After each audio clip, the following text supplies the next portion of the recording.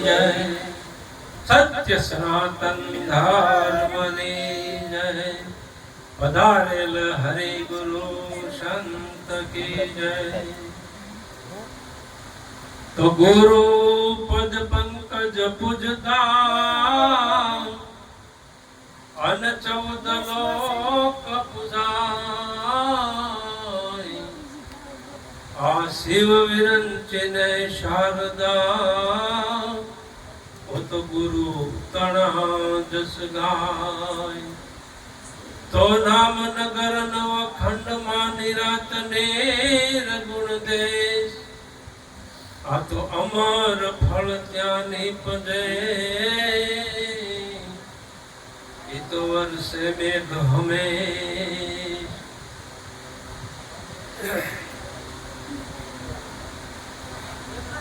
तो श्वासे श्वासे है स्मरण करी ले, तो ही कर तन में।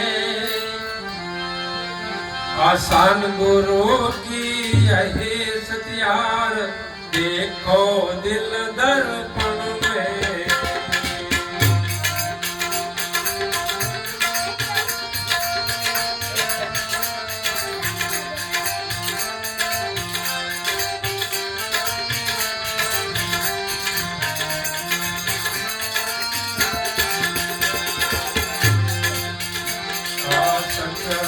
शर्मा सही विराजे आप आपन में।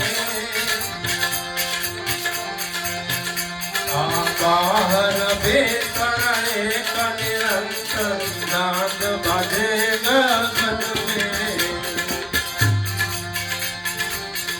मत श्वास श्वास स्मरण कर ले, तो ही कर तन में।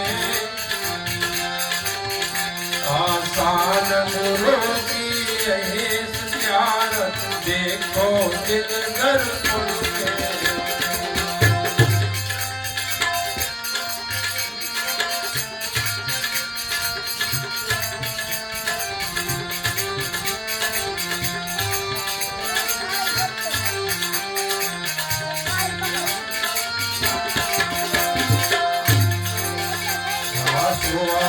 जागृत सुरता जग के भीतर रहो भजन में। आले गति सो तारन टूटे, ऊंध देखे आत्म में।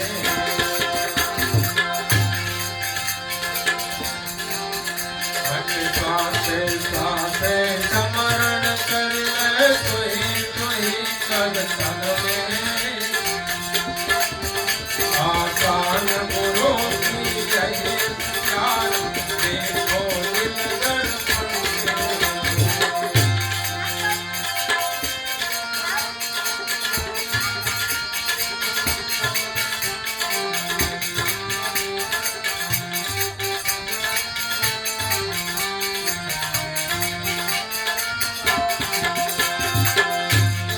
पुराण पर का भया ब्रह्म का नाम नहानिन गुण में।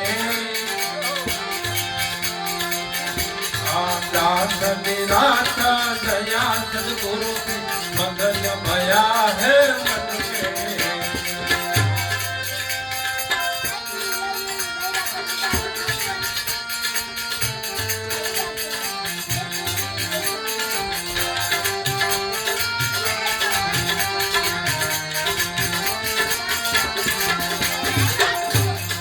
श्वासे श्वासे स्मरण कर ले, तो ही कर तन में।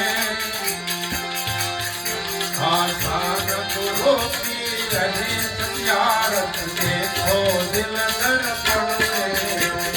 देखो दिल दर्पण में।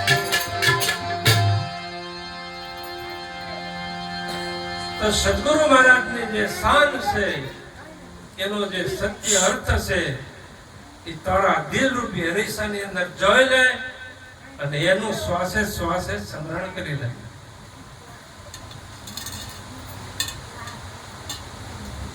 સચરાચરમાં સોહી બિરાજે आप आपन में बाहर भीतर एक निरंतर नाद बाजे गगन में। सचराचर એટલે જળ અને ચેતન, સચરાચરમાં સોહી એટલે પરમાત્મા, સચરાચરમાં સોહી બિરાજે આપ આપણને દરેકની અંદર પરમાત્મા બિરાજમાન છે અને બહાર ભીતરનો એક તાર એના વડે થઈ રહ્યો છે. એટલે સદગુરુ મહારાજે એની શાન કરી છે.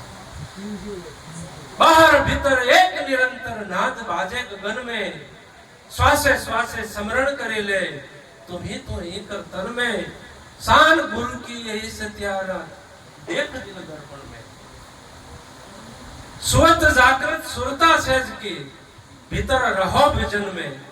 તમે સુતા હો કે જાગતા હો પણ તમારી સુરતા એ સહેજમાં રહેવી જોઈએ જ્યાં સદગુરુએ શાન કરી છે.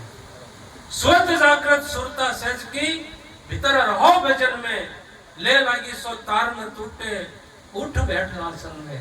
एक बार जो એને ले लागी जाए तो એનો તાર કદી તૂટે નહીં. ઉઠ બેસ આસન में. પછી તો ઉઠ કે બેસ કોઈ ફરક પડતો નથી. પણ સદગુરુ મહારાજની જે શાન છે એ તારા દિલ રૂપી હરીસાની અંદર જોઈ લે અને એનું શ્વાસે શ્વાસે સ્મરણ કરી લે.